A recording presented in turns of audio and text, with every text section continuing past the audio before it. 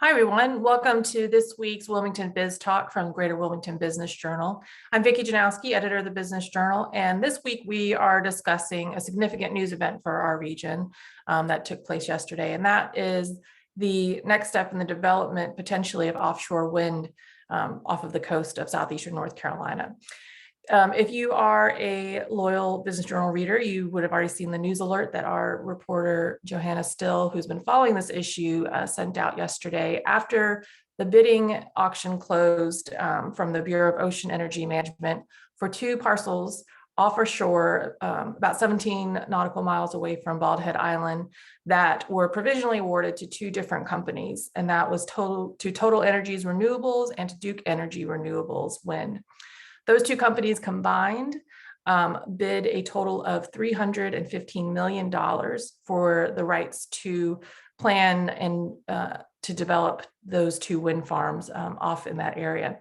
But this is just one part in what is now still a longer process. And to explain what happened this week, but also what happens next and the potential impacts for the region, we have joining us today Catherine Collins, who's president of the Southeastern Wind Coalition and obviously follows this issue very closely. So Catherine, thanks for joining us today.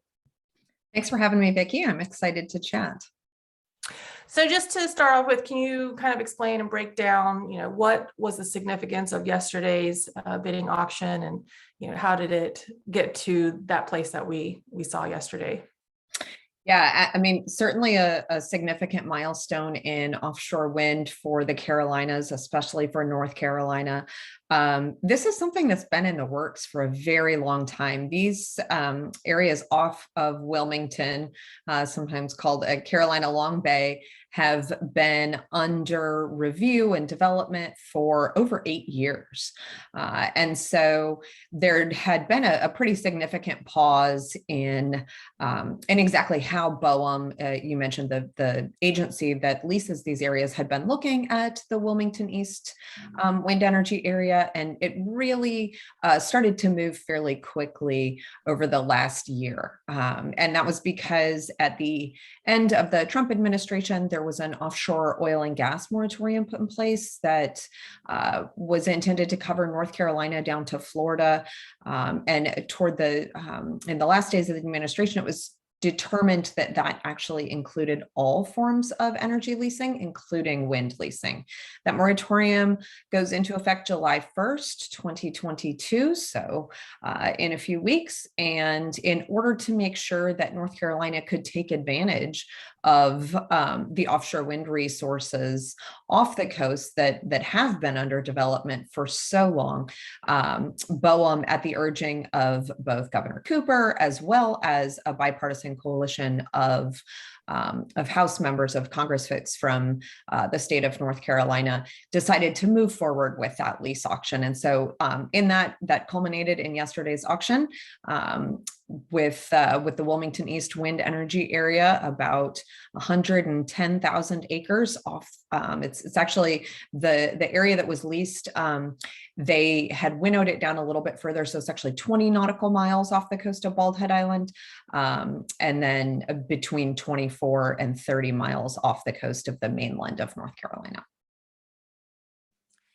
And before we talk about some of the local impacts and what will happen next, you just mentioned, kind of the context of why this is all happening now, but we should point out that this area is not the only part of the country that is either being looked at for similar lease auctions or has recently completed them, right? Correct. There's been a spate of leasing recently. Unfortunately, I think this is the case for so many energy technologies, but there's always some kind of boom and bust cycle.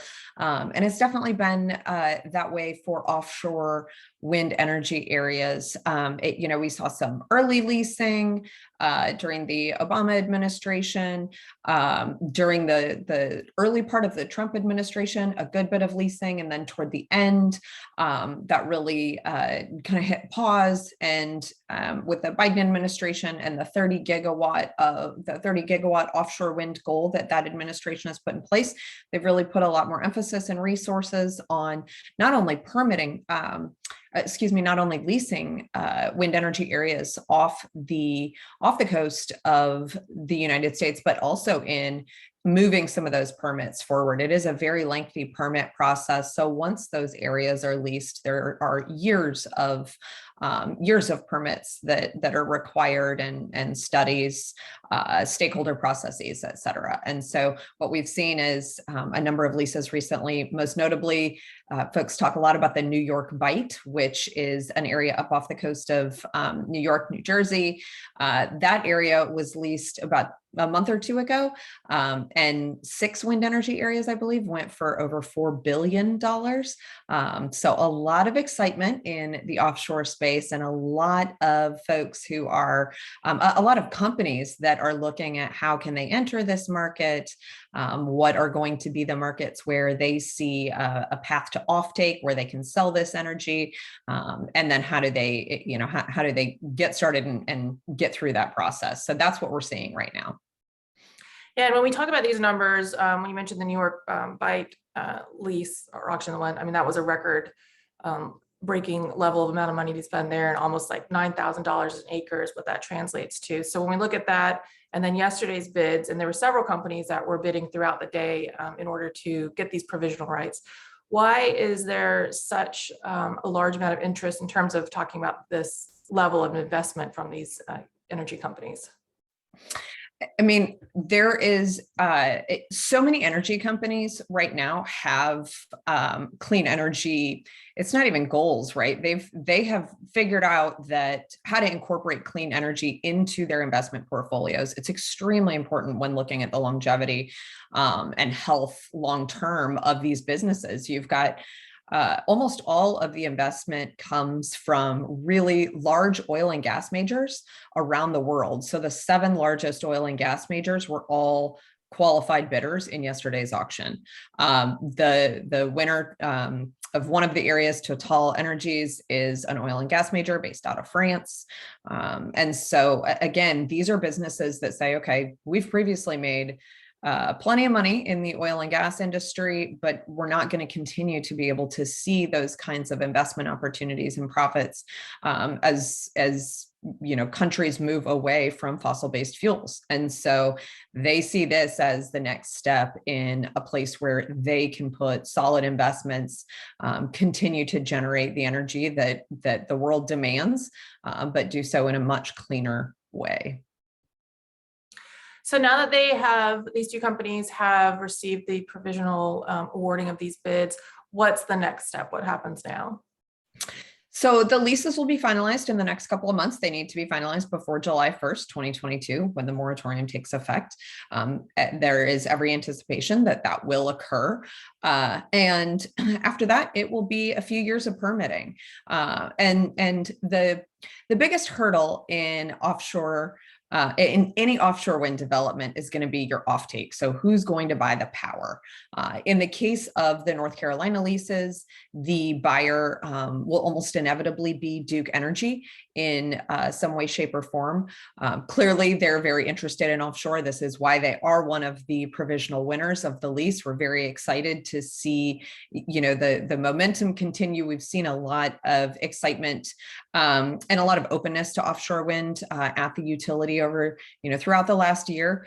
And so to have them make this kind of investment, I think, is significant, but it will be years of permitting. So there is a process where they're going to be looking at, okay, what kind of permits do we need to submit and receive so that we can further assess the wind energy at various points around the lease areas. And then, they're going to be doing all kinds of marine animal studies, benthic surveys, figuring out what lies beneath the ocean floor. We've already got a number of data points and surveys on those fronts, but they'll be, each of those leaseholders is going to be responsible for a lot more data collection to determine exactly what the environment looks like, where they will potentially be building these areas.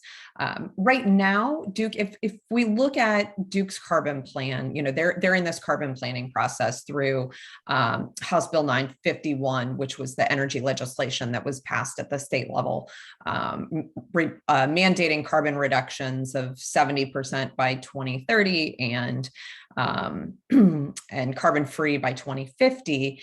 And so that really gives offshore wind this kind of path forward. And it does so by requiring Duke Energy to submit a carbon plan to the Utilities Commission every 2 years.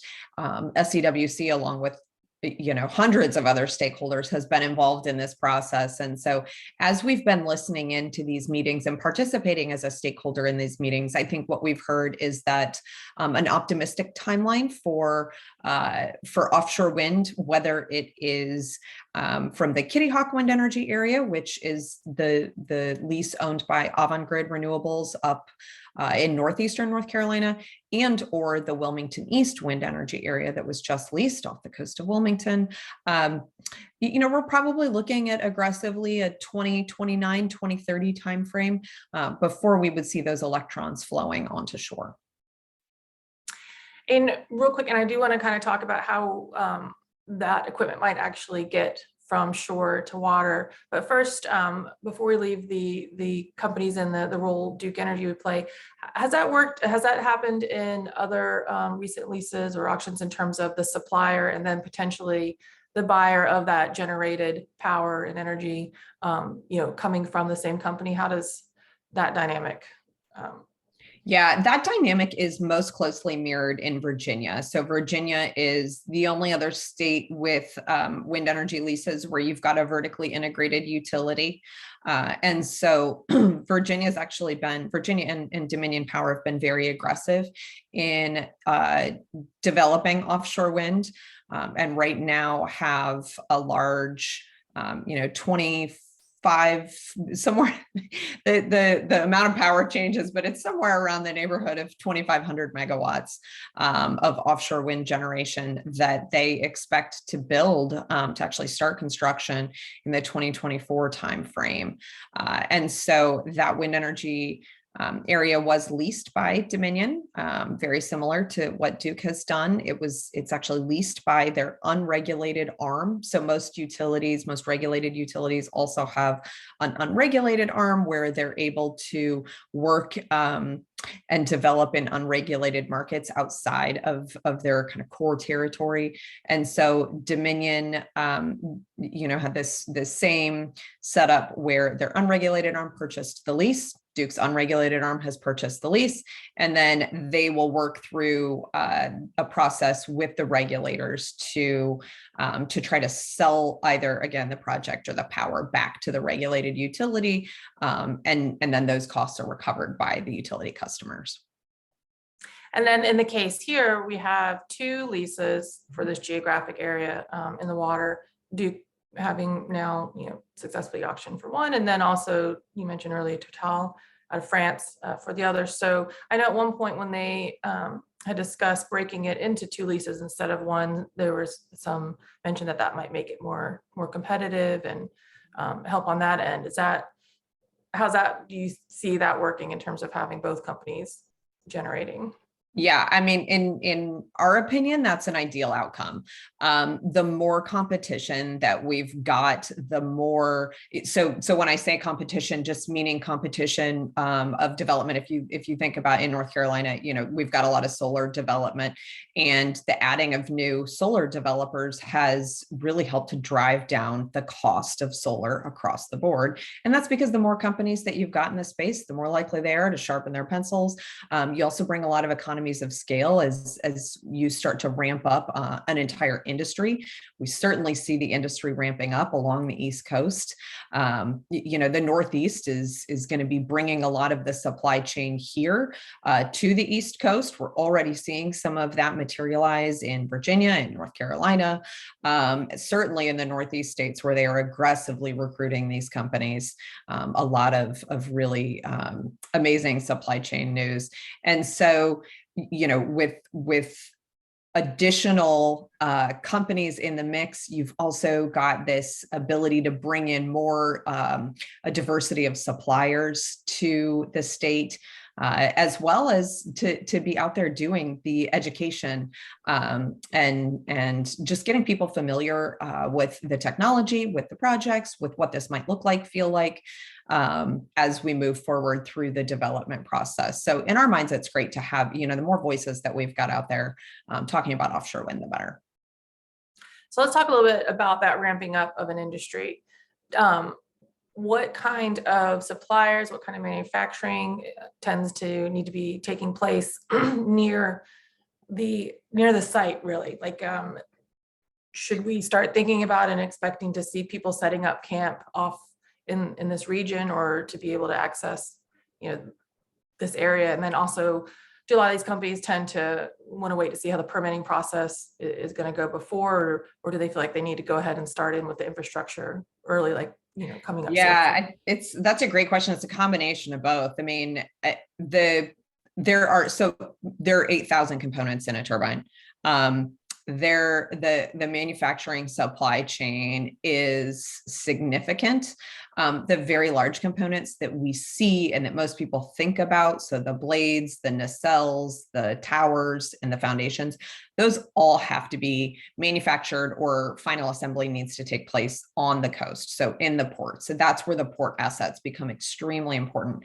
But the 8,000 components that precede that, and all of the services that are required, and engineering, all of that is going to occur further and further inland. And so it really is an opportunity, not only for the state, but for the entire region, as we create a more certain pipeline of projects. We're going to continue to see companies looking at North Carolina and this region as a place where they want to set up shop. In the port of Hampton Roads, up in the Norfolk area, one of the major equipment manufacturers, Siemens Gamesa, has already committed to a $200 million blade facility.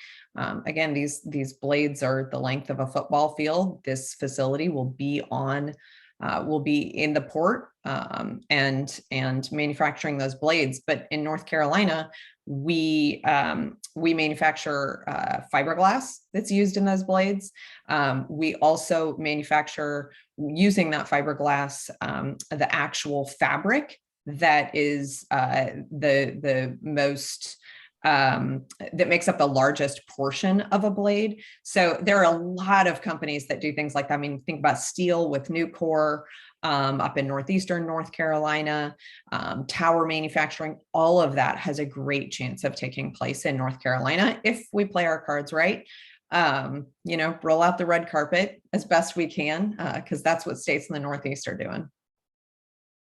And you mentioned the ports. One project, or I guess a preliminary study, the ports had mentioned that they are just in the initial planning development concept stages about whether or not a multi-use terminal would be feasible on Radio Island. And this is up closer to Morehead City. And I'm oversimplifying it, but essentially, in between here, where the lease we were just been talking about was awarded yesterday, but then also the Kitty Hawk site that you mentioned earlier, which is already in the early stages of development and works too in the lease there. So what role do you see then, the potential of developing some of that infrastructure in that area on Radio Island, which is further away from Wilmington, versus servicing some of that at the port here in Wilmington? Yeah, the projects, the servicing of the projects, I guess think about it from the operations and maintenance activities, is really going to be determined much, much closer to project go time. So thinking about this, thinking about the opportunities for Radio Island, the opportunities truly at this point are limitless. Radio Island was identified in a Department of Commerce report that was published probably about a year and a half ago. Both Radio Island and part of the port of Southport, both of those were identified as ideal areas that have the potential to service the offshore wind industry in a major way. Radio Island, we just saw in the governor's budget that was released yesterday, there is a $20 million request for upgrades to that port. That is the kind of investment we have to see if we're going to compete with these northeastern states. That kind of investment could get the port ready for not only the things that we think about kind of on the top of your head, like staging. So staging all of that equipment, getting that to and from a wind farm in order to build the wind farm, but manufacturing. And at this stage, that's likely what those ports are thinking about, because the projects are a little too far off to think about where you're going to stage components for actually building a wind farm. But right now, what they are thinking about is we've got wind farms that are going to be under construction in 2023 off the coast of Massachusetts. Those wind farms are going to need components. So how do we figure out now what kinds of components we can start manufacturing in North Carolina in order to service the entire East Coast industry? Because the projects are much further along in the Northeast. There's going to be a really significant demand for turbines and turbine components. I believe one of the latest figures I saw from, I think it was the Department of Energy, said we're going to need somewhere near over 2,000 turbines. And even if that doesn't sound like a lot to you, if you're thinking about solar panels or, like, oh, 2,000 solar panels, not such a big deal. But these turbines are extremely large. One turbine having 3 football length blades attached to it. The modern turbines are going to be on the order of 14 to 15 megawatts each. So very, very large machines that are going to be generating a lot of clean energy for the state and for the entire country, right? 2,100 turbines is, it's going to be an incredible manufacturing opportunity. And because you guys follow closely in terms of demand and usage and figures looking forward, do you think there's any potential to be over investing right now or oversaturating in terms of, we have this deadline that we talked about in terms of approving the leases? Is there any concern about over leasing these areas and whether or not the market will actually follow through to build all these ones out around the country that are being talked about? I haven't heard anything along those lines right now. When you've got leases that just, back in 2017 were going for $9 million and now they're going for 160 for kind of the same, same area, same level of offtake commitment. I don't think we're at risk for oversaturating. And you think about the oil and gas industry and the model that they have taken over time is they buy up these leases, and then when the market is ready, they actually develop the resource. And so, I don't think it's a bad thing for wind to get to that point either. I know the developers would certainly like as much certainty and commitment as they continue to invest in these wind energy areas. But I also don't think that, we're at any risk of oversaturating in terms of leasing too much area of the outer continental shelf. That process is also, it's not a straightforward process, right? There are so many stakeholder conversations that are required to deconflict these areas. So you're looking at, every kind of fishing populations, fisheries, fishing activities, navigational pathways through these areas, any potential military conflicts. So there are a number of things that, a number of considerations that are made when identifying good wind energy areas. And so given the length of time that process takes, I think we need to continue to move forward with with those leasing processes up and down the East Coast and frankly, around the country. I guess, you bring that up, we should point out, because this was a topic of discussion, the last round several years ago when this was being discussed in terms of visibility from the coast, particularly because of the, our tourism heavy beach towns here. And I know that had come up in some questions then too. Will people be able to see turbines from the beach based on, where they mapped out the lease? Yeah, we actually did some visualization studies this year, and so those can be found on our website. I highly recommend looking at those. Their visualization images from 3 different beaches, and that was actually with the older wind energy area, so the one that was closer to Bald Head. And what we found is it's almost impossible to see these with the naked eye. Certainly, you know, if you're climbing up a lighthouse tower or something along those lines, it's much easier to see. But again, you know, you're talking about a teeny tiny speck of white maybe off on the horizon on the clearest of days. So most days, no. Unfortunately, in my mind, I know not everybody's, we won't be able to see them. You know, but I will mention that there is a good bit of research out there too about what does the effect of being able to see turbines do to beach communities, and while certainly having turbines up close can change the feel of the beach community, you know, there's the first US development is off the coast of a small high-end beach community called Block Island in Rhode Island. And those turbines are in state waters, which means they're within 3 miles of shore of Block Island. That island has actually seen an increase in both numbers of tourists as well as an increase in rents since that project was built. They also have an entirely new tour operator that runs fishing boat tours and sightseeing tours of the turbines year round. So you know, a whole new industry built up exclusively because people want to see the turbines. I know not everybody's going to fall in that camp, but you know, the numbers don't lie, and you know, it's been a boon for that community. Not to mention the fact that their energy now comes from a clean energy source just off of their coast versus they had diesel generators on the island before that.